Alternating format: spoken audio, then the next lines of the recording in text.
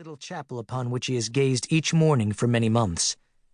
He sees the same wind-damaged steeple, the cross hanging, ironically, upside down on its broken moorings.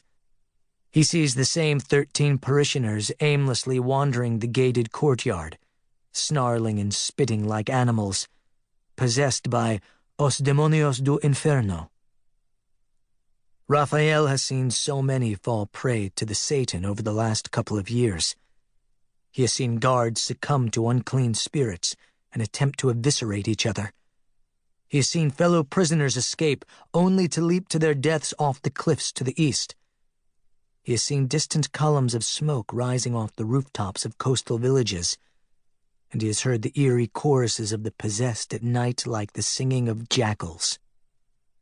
He believes he has witnessed the ushering in of los días finales, the end of days, and for some reason, he has remained unscathed in his little purgatory of tin, razor wire, mortar, and tipuana tipu wood. He wonders sometimes if he's one of those left behind, the orphans of the cosmos. Not that he's complaining. Since the coming of the end of days, he has been blessed by the solitude of this crumbling prison, the embrace of these walls, once built to keep felons in, now repurposed to keep monsters out. He has plenty of food and water. He has enough room to take walks inside the periphery, and he has enough time to pray for forgiveness, to sketch on his bark, to play dominoes, and mostly to think. In fact, his routine has remained unchanged for many, many months, until this morning.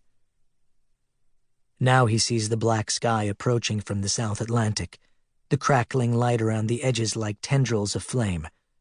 He gapes at the sickly gray curtains of rain, still a few kilometers away but closing fast, and he notices with mounting horror the silver chaos of the sea, the tidal wave off in the distance like a mouth opening its maw. It's as if the entire ocean is possessed by the same eternal hunger as those poor souls down in the chapel. He knows what all this means. As the wind curls around the feeble walls of the prison, shaking the bones of the place as a giant, petulant child might shake a toy building, Raphael swallows back his terror and slowly turns in a 360-degree circle of panic. He knows what he has to do. He just has to wait for the right moment, and he has to accomplish the task quickly, before the entire world collapses around him. He doesn't have to wait long. At precisely 11:41 a.m. Cuba Daylight Time, the gale-force winds take down the south wall adjacent to the garden. The timbers crack like pistol shots, and the entire section bows outward from a shockwave of air pressure while Raphael cowers behind a pillar. Clad in a bright yellow rain slicker from the deserted guards' quarters, boots that have been sealed with tape, a tactical knife on his hip, and a scarf tight around his lower face, he jerks at the earth-shaking vibrations of the wall slamming down on the ground outside the cell block. Horizontal rain crashes into the yard with the force of a battering ram, vaporizing the garden and tossing into the ether anything that's not nailed down.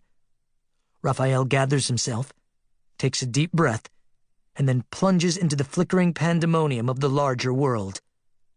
Halfway down the slope, he slips and falls, careening on his ass nearly 100 meters. He lands in a thicket of wild sumac, the rain lashing him, scourging his face. Already he is drenched and feels as though his lungs are filled with cement. The wind whistles like a runaway train.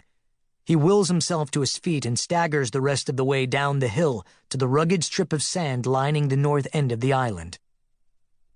The impound yard lies in the boiling gray mist, half a kilometer away. Raphael lowers his head and charges as fast as he can toward the graveyard of confiscated vehicles, aircraft, weapons, and other accoutrements of the drug trade.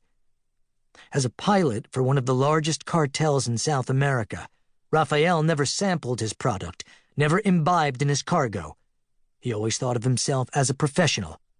He loathed the messier aspects of the trafficking business, the blood feuds, the assassinations, the infighting, the spread of addiction among the poor and the young.